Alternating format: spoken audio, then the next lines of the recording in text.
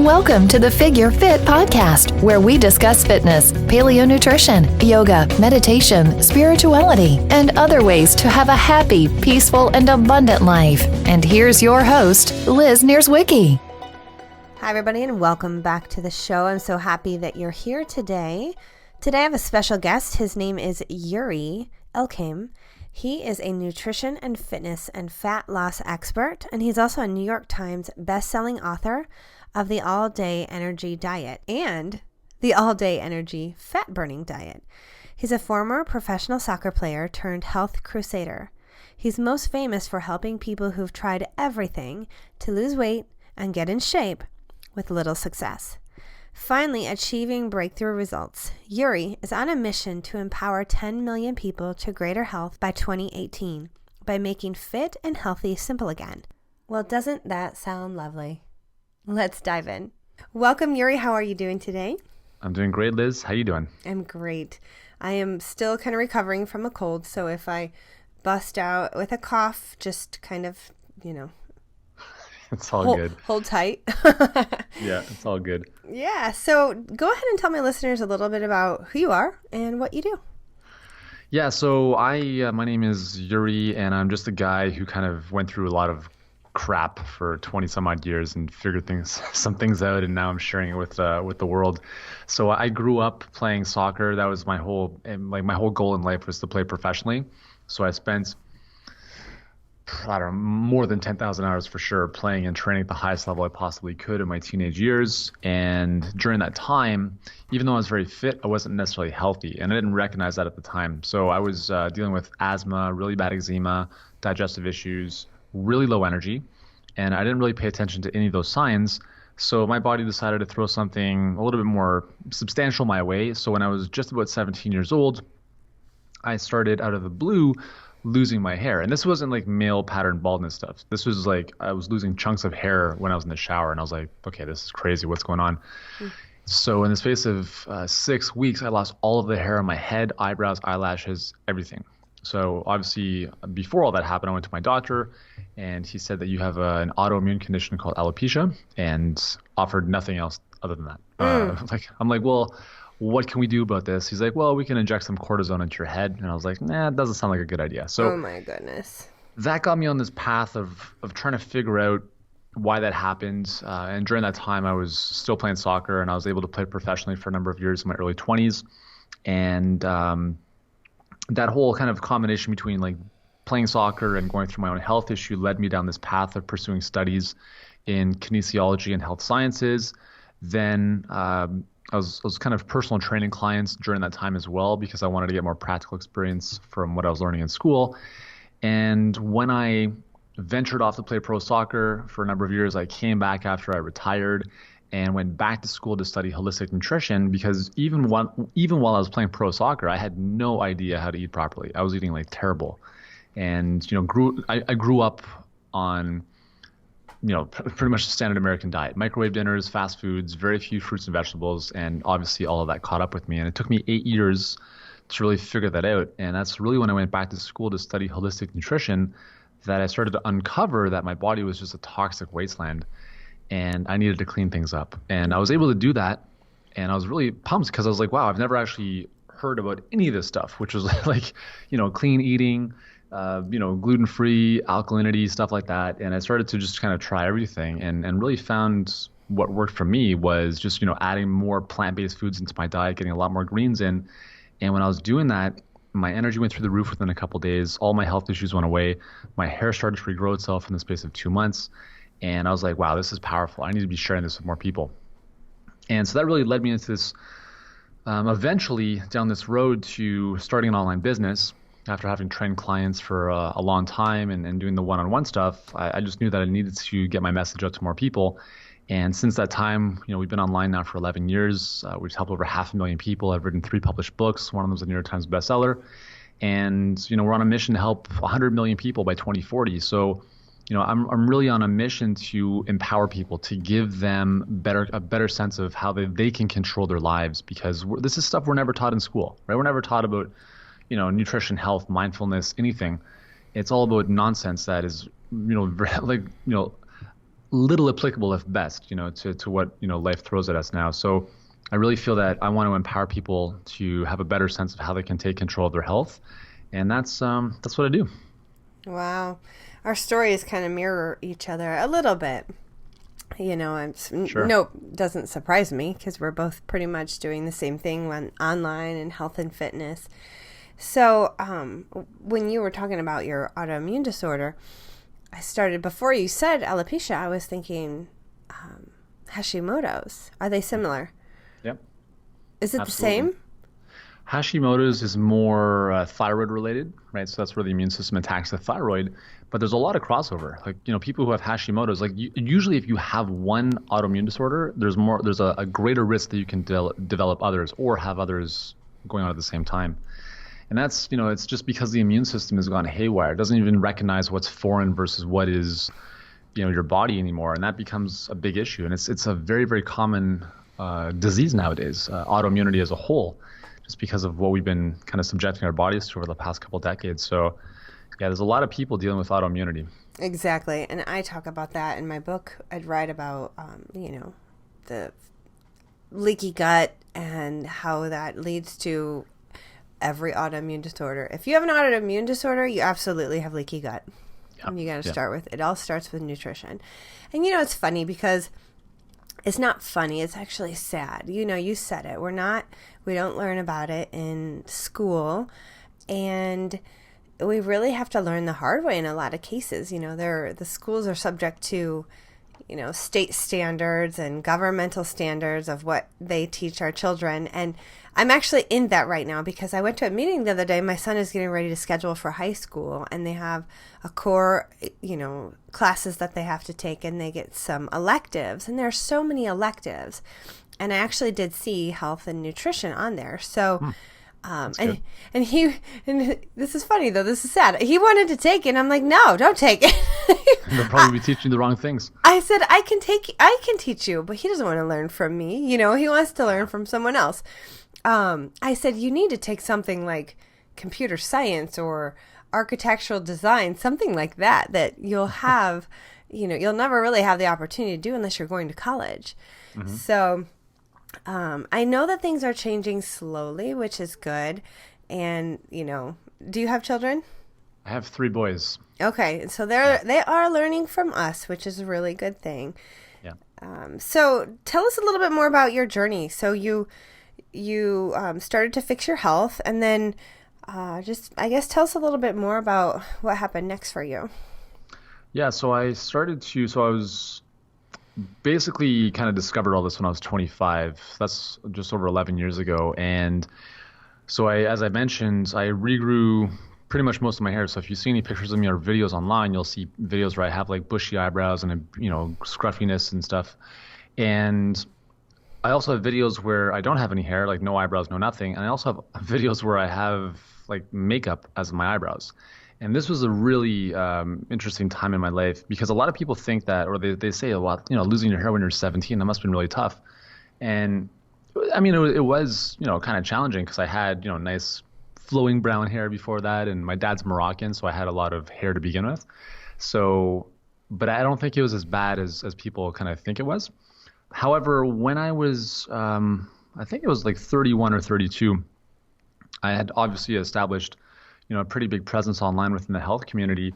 And I actually took my son to the doctor when he was about a year old or a year and a half old, just for a regular checkup. And while I was there, the doctor recommended I get a tetanus shot for whatever reason. I'm like, the thing is, I didn't even question it. I was like, okay, sure, let's just get it done.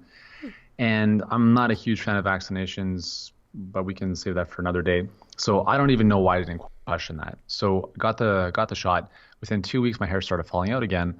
Mm-hmm. And by this point, I was like, what are people going to think if they see me like this? What are they going to think? So I started using my wife's makeup to paint on my eyebrows to basically put on this mask of like, hey, everything's cool and everything's okay, nothing's changed. Meanwhile, it's very evident that I was like, my eyebrows look pretty clownish to say the least. So I'd always get these comments on my YouTube videos. People would be like, hey, what's up with your eyebrows? Like, what's going on? And for 2 years, I was doing that. So I was shooting YouTube videos, doing the whole thing. and thinking that, I'm going to cover this up and no one's going to notice. That was kind of my delusional thinking. But it got to the point where I wasn't working out to the same intensity that I was before, because I didn't want the sweat to wear down my eyebrows. I didn't want to go swimming with my kids because the water might wash them off. I was just really foregoing a lot of things in my life that were important because of this nonsense.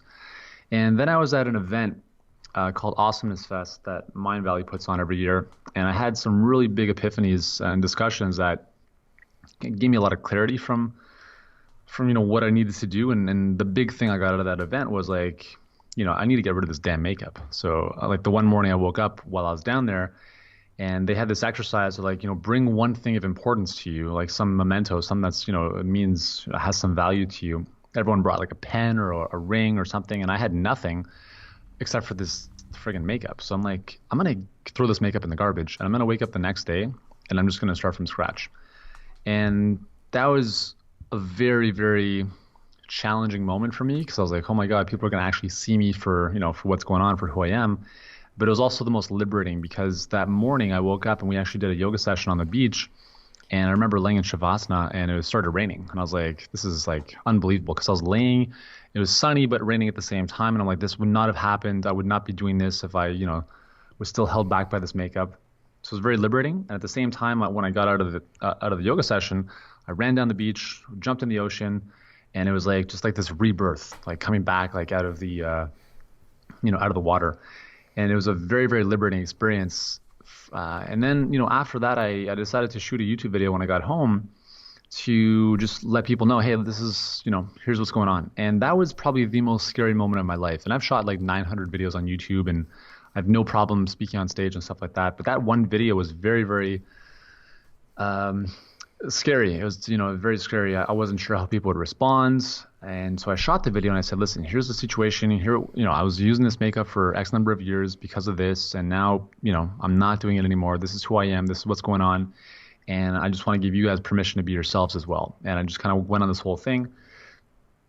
And the feedback was incredible. People were like, oh my God, you look great without them. Don't worry about it, whatever.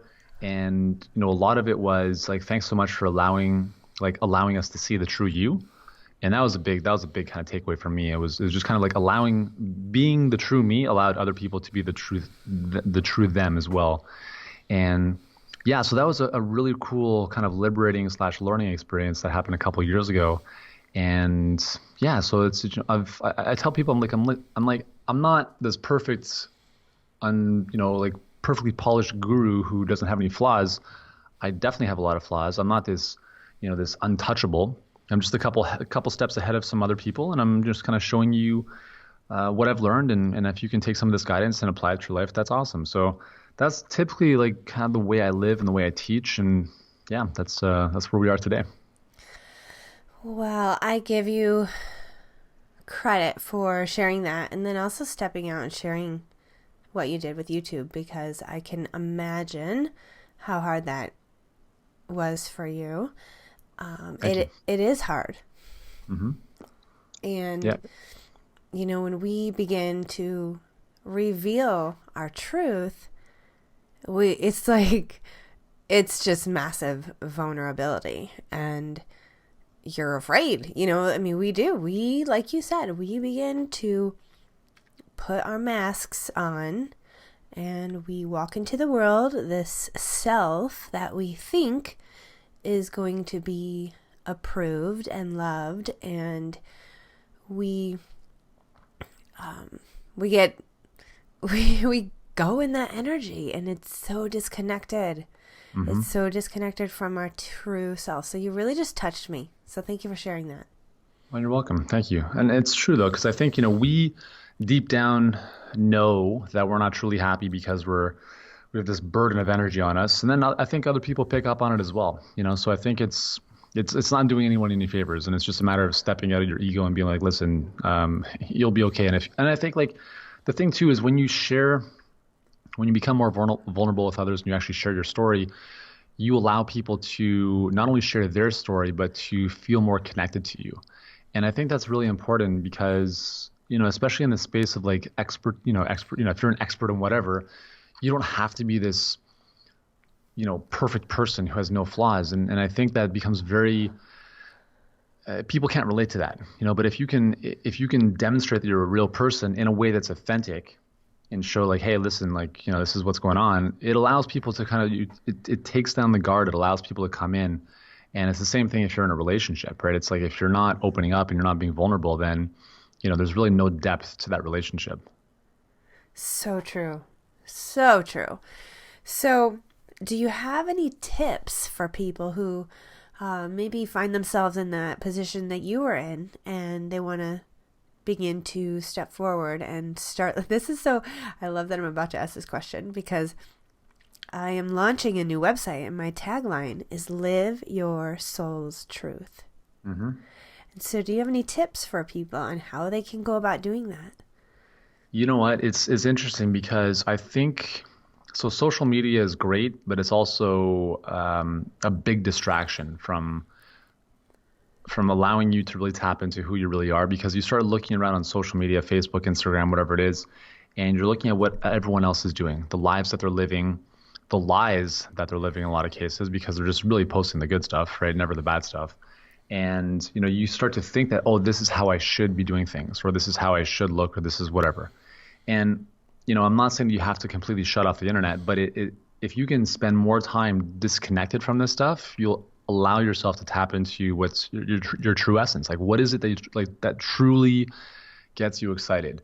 So, for instance, I was at a soccer game last night, Toronto FC against Montreal Impact. It was a huge conference final for the MLS, and it was one of the most moving matches I've ever seen or been a part of. And I've played a lot of big matches in my life, and I've seen a lot. But there was something last night was when you're part of that experience, there's something that for me at least, that it was almost like the state of joy with tears. Like, it just moves you to such a level that you're like, there's something about this that resonates with my soul. I want to be part of this. I want to experience this on a more regular basis.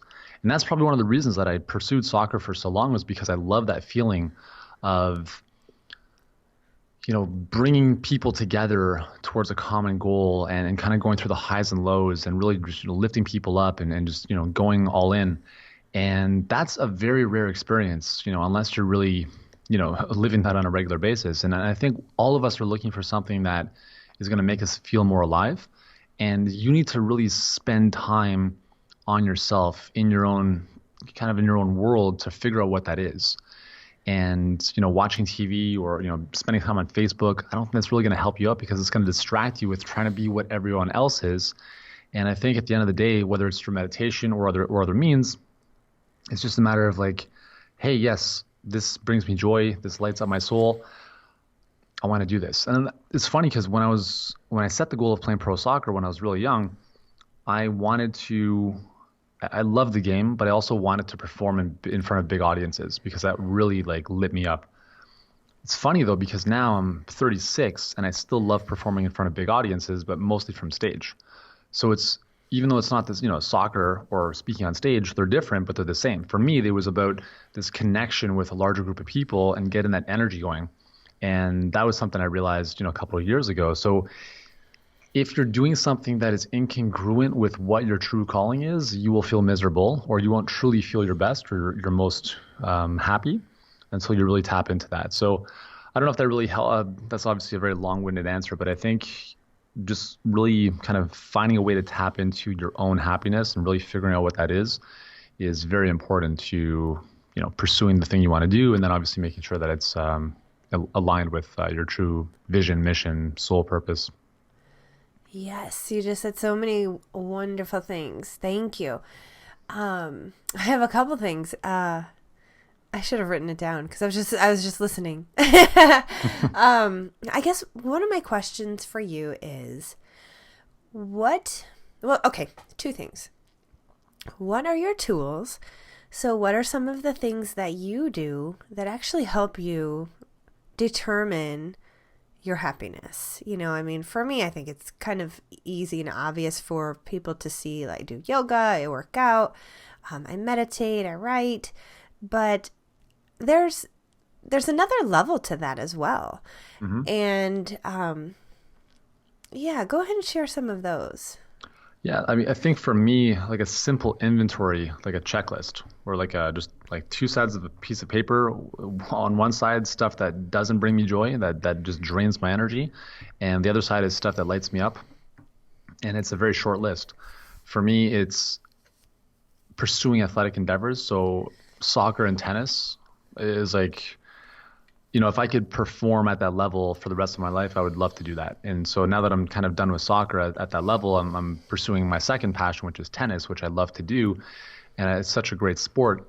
And I love getting to that point where I think we all know, we've all experienced those moments of feeling alive. And you have to really be aware of what those moments are, because when you can acknowledge that and be like, yes, this is it. This is the feeling I want. And start to see what is it that's allowing me to feel this way. So for me, for instance, it's playing tennis, playing soccer, but not just like playing around. It's like, in competitive matches where there's a lot of emotion, a lot of stuff at stake, where you really kind of bring yourself to the next level. Another thing for me is flying. So I love flying. I'm a private pilot. I love being on airplanes. I love watching airplanes. So if I'm in a bad mood, I'll just go to the airport and watch planes. Oh my God, I love that you just said that, because airplanes are one of my loves. And awesome. And it's not the airplane itself. It is the feeling behind the takeoff that I get, that thrill, that excitement. So when I see an airplane in the sky, it lights up my soul. My soul like screams, yes. Yeah, totally. It's funny because you either get that or you don't. People think I'm like a weirdo unless they're obviously into planes.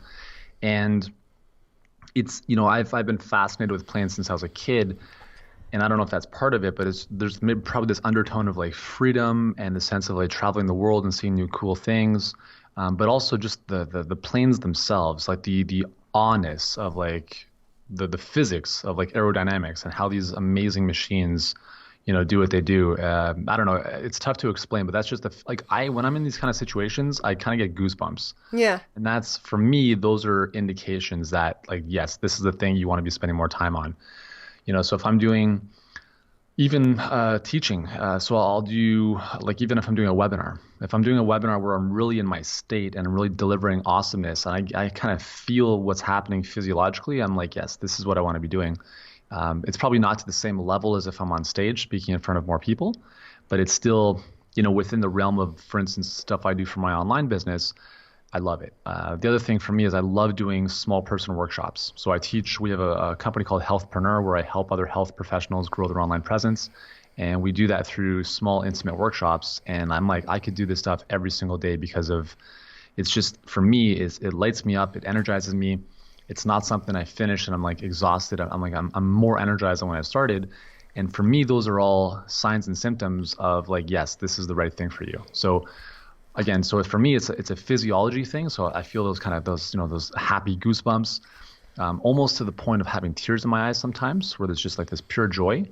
And that kind of feeling of being kind of in the flow state in some regards, for instance, in a sporting endeavor or if I'm speaking. And then obviously doing those kind of workshops where I really feel connected to people in a much more deep level.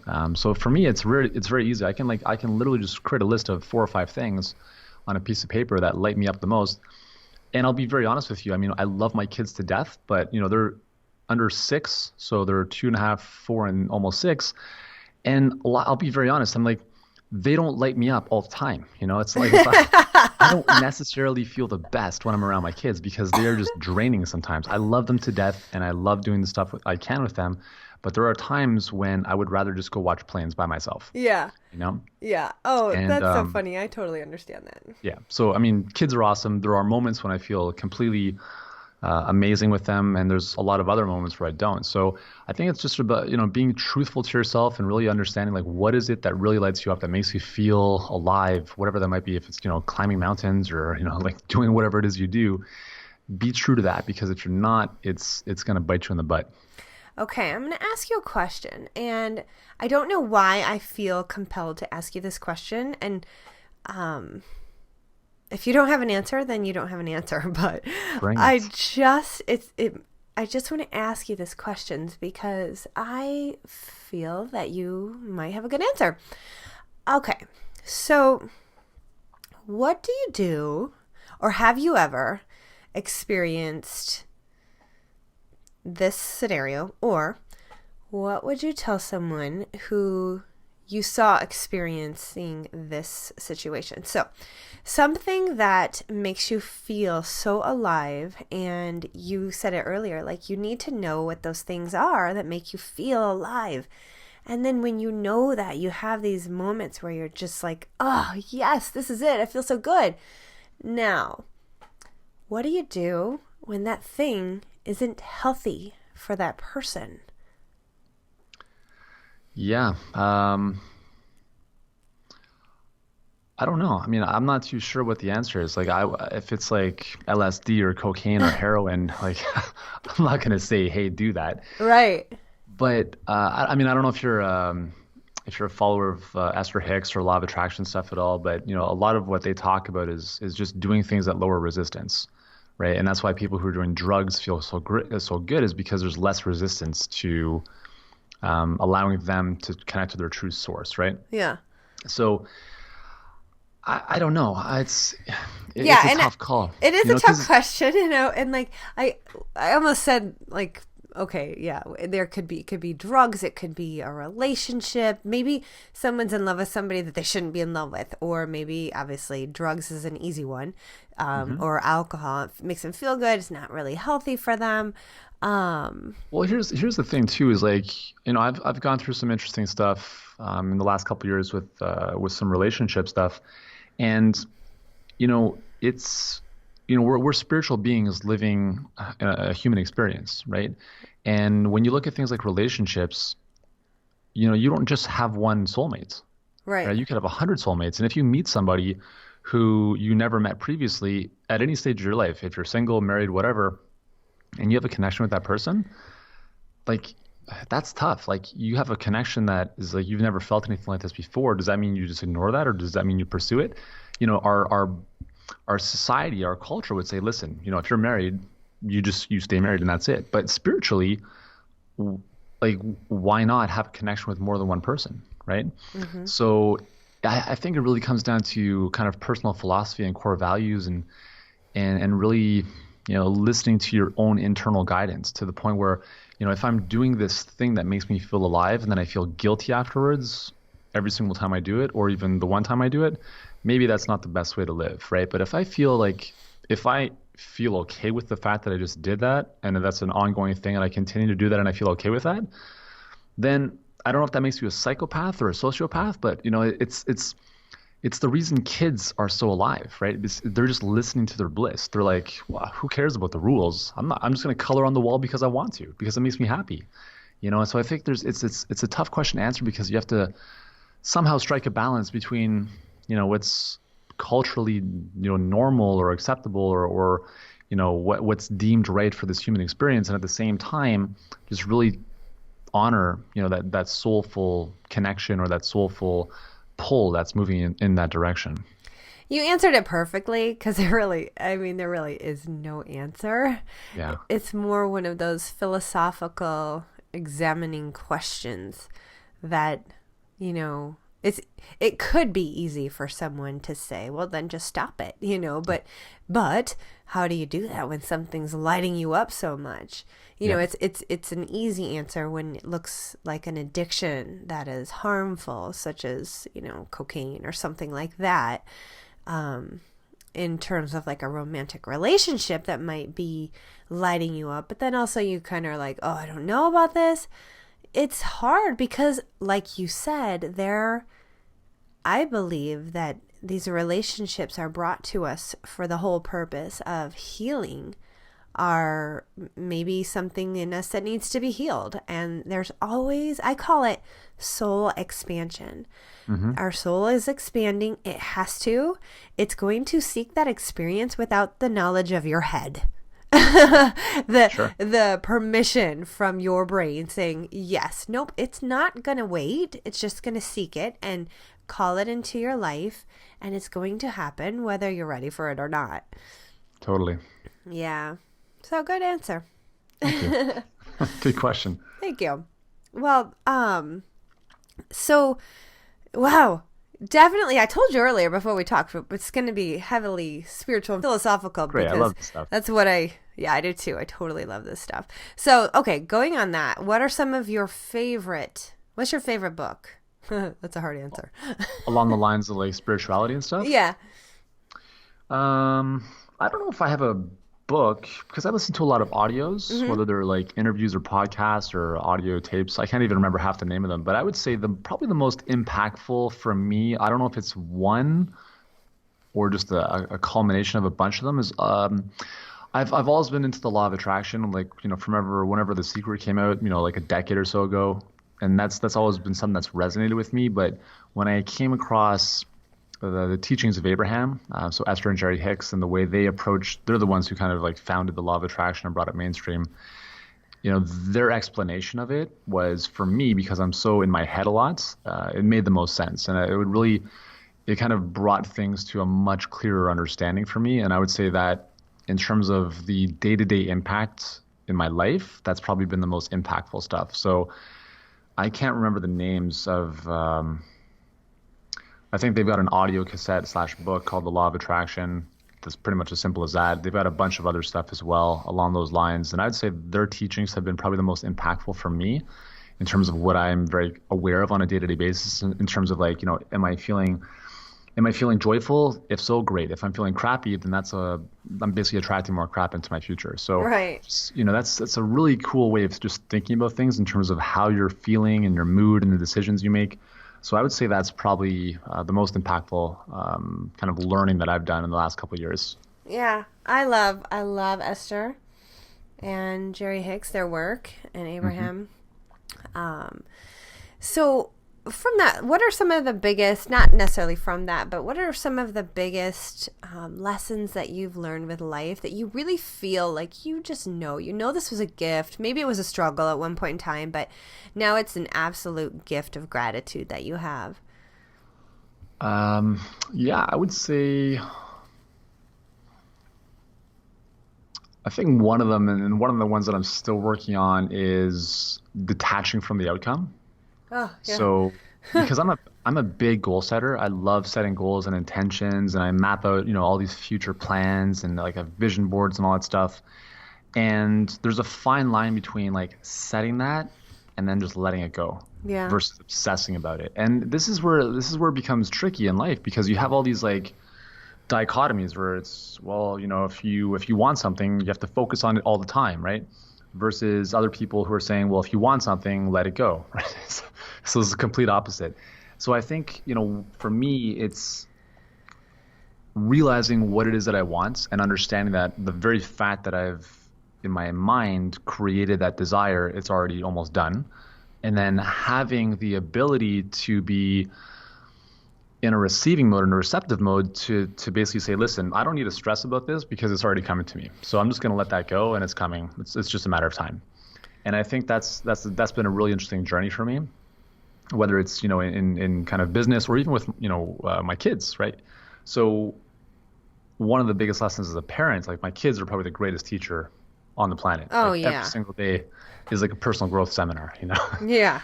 And it's like, they want to do stuff that doesn't coincide with the way my wife and I want things to happen, right? Say, hey, don't destroy the house, as an example.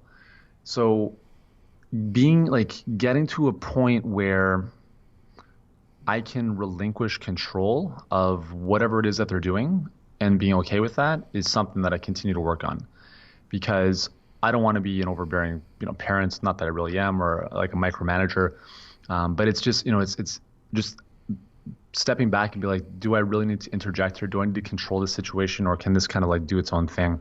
So I think that's been a really good lesson for me. And I think, again, just coming back to the basics of that, the kind of underlying thing is probably just like this feeling of needing to be in control of some way, in some way, shape, or form, right? And just being okay with, I think the ultimate power is giving up control. So that's something that I continue to work on. And it's, because I feel the least stress when you have, well, I don't know if it's the least stress, but basically it's, it's just more ease, more effortlessness when you don't feel like you have to control everything. So yeah, definitely. So you must be a type A like me. Oh yeah, for sure. Yeah. there's, I think most entrepreneurs are, right, to some level. yeah, exactly. There's a, with the yoga path, one of the yamas and niyamas, I believe it's a niyama, it's a yama, one of the first, they're like ethical practices, and then there's behavioral procedures, is non-attachment. Mm-hmm.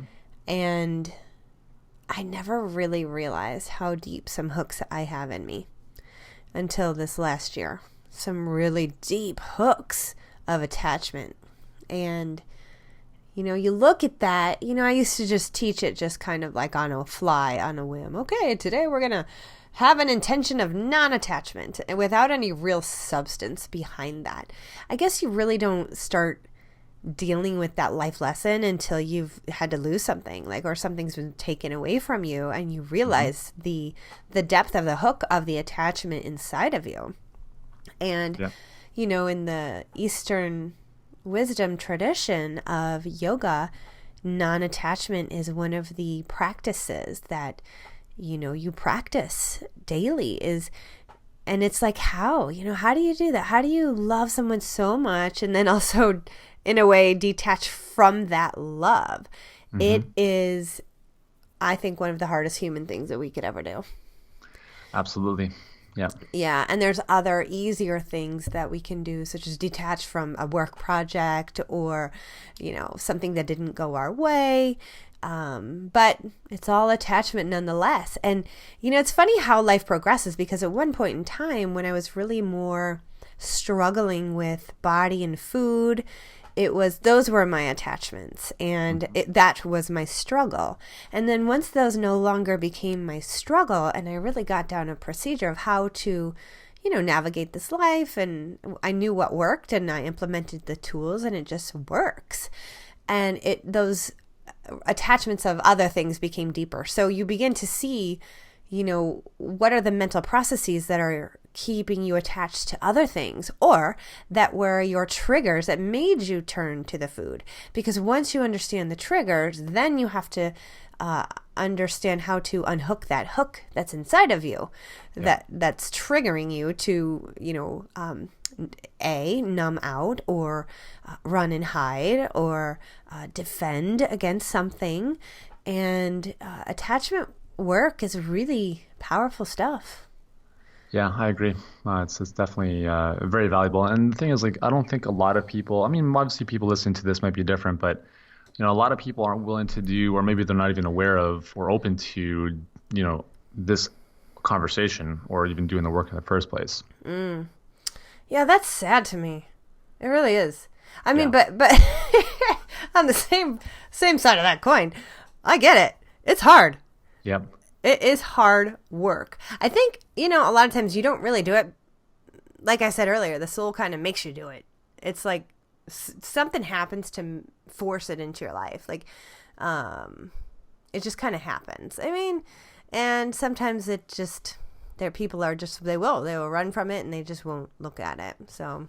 Well, I think too, a lot of people that I know who are relatively spiritual, their number one core value is growth. And that's a very common theme I see in a lot of people who are in this, who consider themselves more spiritual, is growth is the number one thing in their life. They want to grow, learn more about themselves, become a better version of themselves. And I don't think growth is the biggest core value for the majority of the population, right? Because it's tough work, and it's a lot of times I find entrepreneurs are more growth oriented, because you have to be growth oriented as an entrepreneur. You can't just rely on somebody else to cut you a paycheck, right? So I think, entrepreneurship and spirituality, I think, I talk about this actually quite a bit. I really believe that entrepreneurship is the ultimate form of spirituality, or one of the ultimate forms, because your business only grows as much as you do. So if you are limited in terms of your personal growth, your business will suffer as well. And I think there's a lot of I've learned so much through business in terms of relationships, taking risks, learning from mistakes, all sorts of things. Those are lessons I probably would never have had working as an employee for somebody else. And I think, entrepreneurs have a very unique experience to do things that a lot of other people are not willing to do or can't do. And as a result, I think we grow immensely, spiritually as well as, non-spiritually in that process. Yeah, that's a wonderful way to look at it. And I've never really put that together until you just said that. Like right before you said that, I had this little seed of knowing, like, wait, these are tied. And then you said it. I was like, oh, that's so cool. Oh, that's life. I call that the inner knowing, the seed of God within you, just like it, and then it happens. Yeah, totally. It's amazing when you get those little moments, and they've been happening a lot for me lately, which is fantastic. It makes me feel just so aligned, and as Abraham would say, in the vortex. Exactly. We are in the vortex, which is so great. I love it. So yeah, wonderful. And I agree with you that it really is. I'm the same. I have, oh my goodness, grown so much from the person I was the first year I opened my business. I had no clue what I was doing, and I was just shooting arrows in the dark, trying to figure things out. And you really do learn by failing. There's people that probably worked for me in that first year of time that don't like me. Hopefully they forgave me, because I'm a totally different person now than I was back then. But I really just did not know. You don't know, and that business is your baby, and you're trying to protect it and do the best for it. And, that's just kind of how it goes. But, that's life. We always learn through living and failing and succeeding. And it really, truly is. It's all about growth as an entrepreneur. Yeah, totally. Yeah. So I guess one of my questions is, what do you feel... What is happiness to you? I think happiness is, well, first and foremost, I think it's just a feeling that it kind of goes, ties back into that feeling of just like, yeah, I'm in the flow. I'm in my zone. I'm in my, like, I don't know how to describe that. It's just like a feeling that I know I'm there. I know I'm there when I'm kind of feeling that elation, that physiological response. And I also think, for me, happiness is being able to kind of do what I want when I want with whom I want. Mm-hmm. And that's, again, a gift is kind of being an entrepreneur is you kind of get to dictate your life a little bit more. You get to control, how you live your life a bit more than having somebody else control it for you. So for me, that really makes me happy. And I also think like a big part of that is contribution. So I'm a huge, like whenever I feel crummy, other than going to, the airport or so forth, one of the best ways for me to get in a better mood is to contribute. And the easiest way for me to do that is just turn on my phone and shoot a video. And it's like, because when you're stressed out, the focus is on yourself. And the best way to not kind of get out of that is to focus on other people. So that's why I love contribution, because you have a gift, you have a message, you have expertise that you can help other people with. And simply by doing a Facebook Live hangout or just shoot a video, or that's not even going to go on the internet for a while, just the fact of contributing and trying to help somebody else immediately takes the focus off you, and it makes you feel better. So for me, it's happiness is really a combination of that contribution. Being able to live the life kind of on my terms, and just that kind of, feeling kind of like I'm in the vortex, like that, just that feeling of yes, this is I'm feeling good about this. Mm-hmm. Yeah. I like that. And I love that you say that you contribute when you want to connect to your happy, because that is so true and so powerful that it does. It just takes the focus off of you, helps you to just give your gift. I talk about that with my teachers at the studio, because some people haven't really evolved into the self-confidence to give their gifts, really. I mean, they're interested in something. They all are. We all are. And then being able to give it away, and not really expect anything in return. It gets to a point in time. So I think that this is a big issue for a lot of people. They're like, okay, but this is my interest. I want to give this away. I don't want to give it away. This is my thing. I love it. I'm interested in it. I want to teach it. So then they start teaching it, or they have to, they realize, wait, I have to like give a little bit so people know what I'm doing. And then in that, they're receiving something of benefit that I love to do. And either there's a connection or there's not. But when there is, then there comes that point in time where you start charging for your work. And have you ever had any sort of disconnects with that process of, giving and getting, receiving? Oh, totally. Yeah, I think so. Again, as what I've noticed in the health and wellness industry is that a lot of us are coming from a really good place of wanting to serve others. And a lot of times there's this apprehension when it comes to selling or asking for money, because we're like, oh, just let me do this here for free. Or we feel like there's this weird like dynamic that happens if we charge somebody. And that was an issue that I dealt with for a long time, especially when I was dealing one-on-one with people, trying to like, quote unquote, close the sale and stuff like that. And I got to the point where, it comes down to, your self-worth. Yes. I think a huge, when it comes to pricing and kind of that kind of stuff, it's like, do you believe that you are worth whatever? And obviously we're worth more than the price of a program or whatever it is that we charge for. But, there's no reason that, why would somebody who does service X charge $100 for that, and the next person who does the exact same thing charge $10,000 for that? Right. What's the difference, right? The outcome is almost the same.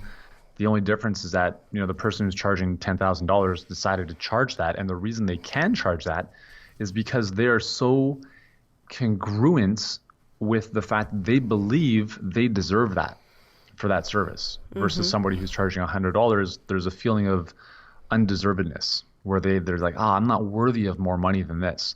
So I think the best thing for anybody, again, this is an entrepreneurial kind of journey, in terms of like selling and marketing, is you have to do the work on yourself to the point where, selling is just an extension of teaching. So for me, I have this whole method called teach to sell, because for me, selling is teaching. So as we're having this conversation, we're kind of teaching a little bit, but there's an underlying selling going on here. Not in the sense of like, hey, buy this thing. People are buying into this conversation or they're not. And the people who are buying into this conversation are like, yes, I'm totally on the same page with Liz and Yuri. And what this does over time is it reduces the barriers to doing business with you. So let's say you were to make an offer down the road or whatever. The very fact that they've bought into this conversation and they've been kind of quote unquote sold based on our discussion here makes the selling of whatever it is that much easier. And when it comes to actually charging for something, I think the value you put on that is a self-worth thing.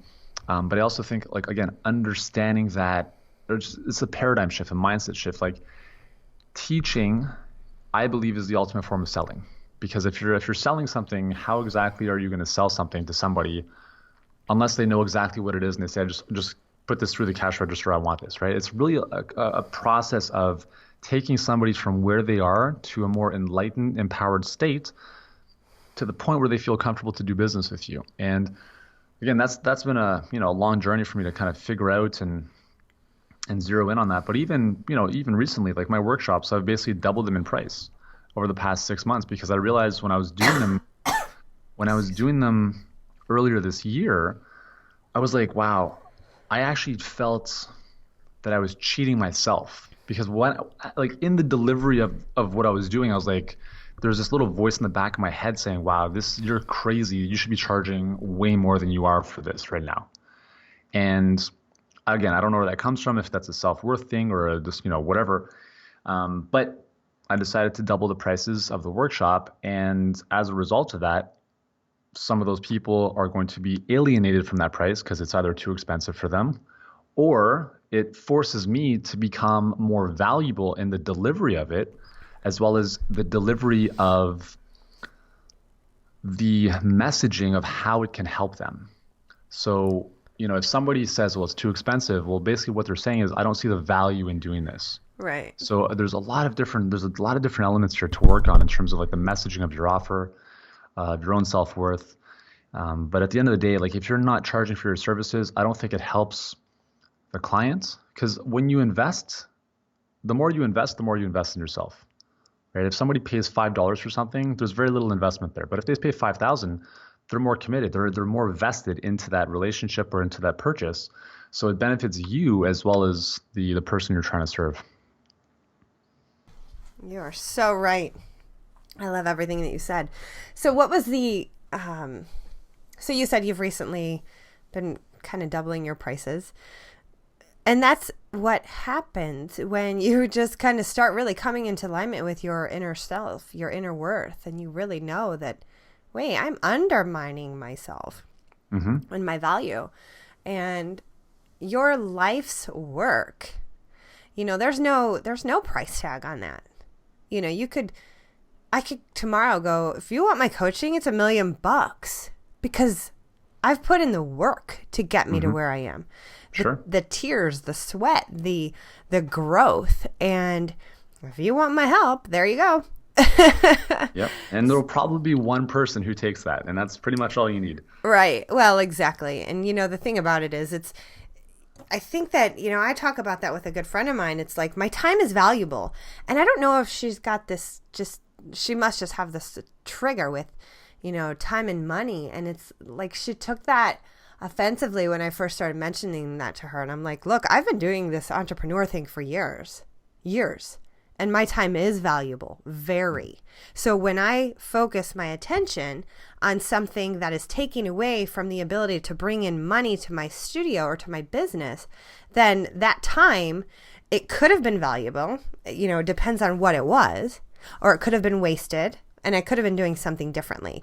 So, I think for some people, just to really understand that, priorities matter, valuing their time is so critical, and really the priorities of what is going to help your business or you as a person versus hinder you or your business is really key. Yeah, absolutely. Have you had any moments like that in your life where you've really had to work through that understanding with people or even within yourself? Yeah, totally. I mean, I think every day there's always work being done, and there's always, new lessons being learned and new kind of light bulb moments. I don't think there's a day that goes by where that doesn't happen. Light bulb moments. You got to love those. Yep. The more tuned in you are, you get those more. Yep, totally. It's really no fun when you're like you're not feeling so tuned in and you're like, gosh, where are those moments? I want some. I need them. Exactly. Yeah. That's when I say, okay, you're beating the drum of what you don't want. Go do something else. So when you have your tools, what are your turn to? You said you have tennis, you have soccer. Do you meditate? I do. Not as it's one of those things that I wish I did more consistently. But it's something that I've gone in and out of. Like, I used to meditate every single morning, and then I kind of got out of that, and then I went back into it. And sometimes I find like I get into meditative states and other things. Like, I find like if I'm watching planes, it's a very meditative state for me. Not in the sense of I'm closing my eyes and going to another space, but I don't know if I were to track my brain waves, like they might be going to alpha. Like, who knows, right? Sure. I'm a huge fan of meditation. I think the thing for me that I've realized, especially since I've had kids, is like it's easy to meditate and like zen out when everything is great. It's like, sure, I'm going to go to the mountains and meditate for a week, no problem. But the ultimate test for me is like, can I remain zen in the midst of the storm? So when everything is going crazy around me and the kids are going nuts, or there's just a lot of stuff going on, can I raise myself out of that to just be, it's all good, and kind of using that as a meditative practice, which is very interesting. So I found myself doing more of that than actually like sitting and closing my eyes and meditating now. Yeah, that makes a lot of sense, and that's great work. Do you journal? I do. I like to gratitude journal. I don't do it so this is funny. I actually did it a lot before, and then again, going through a lot of the Abraham stuff, a huge distinction for me was there's a big difference between being grateful and feeling grateful. Mm-hmm.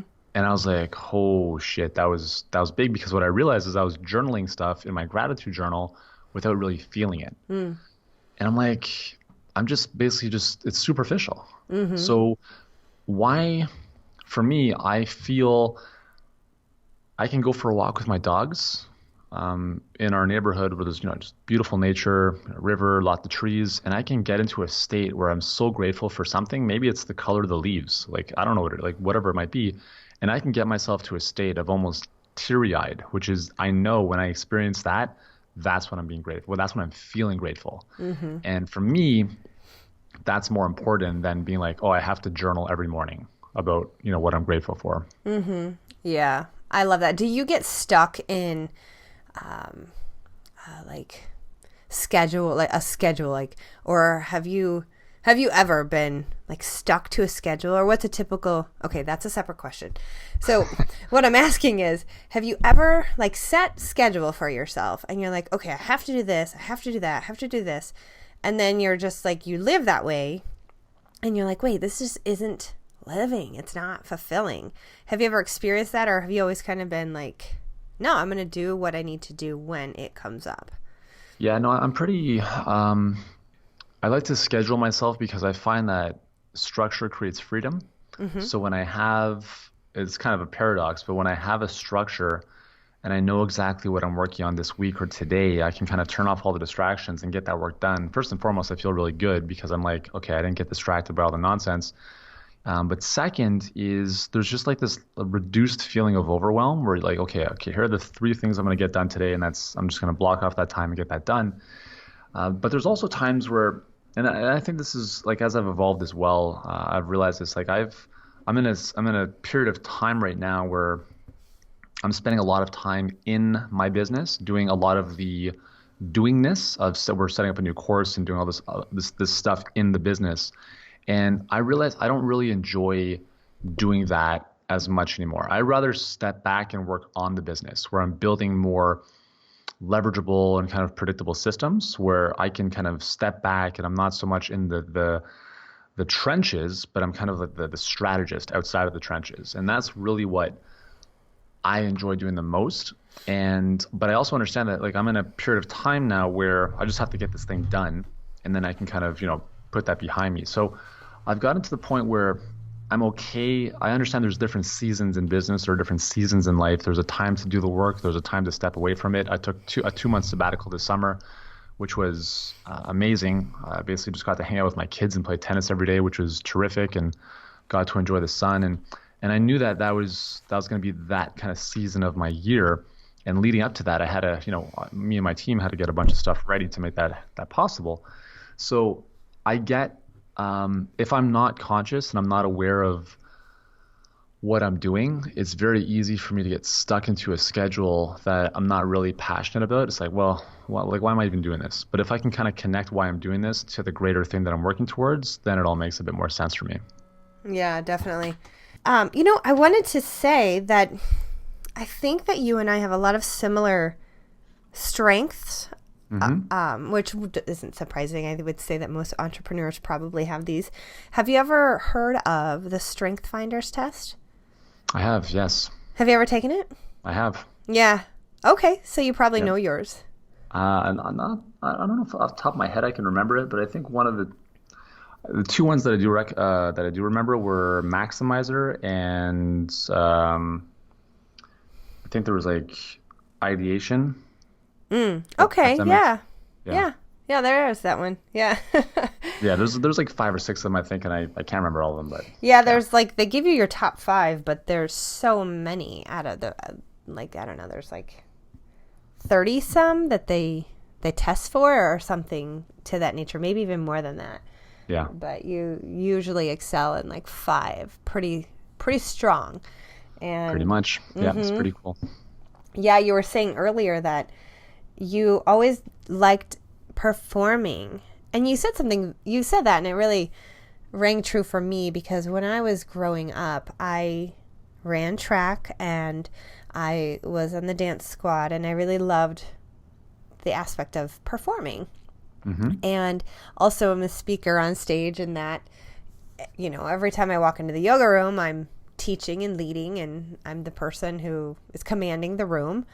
And it is one of the things, like two of my top are commander, and then also significance.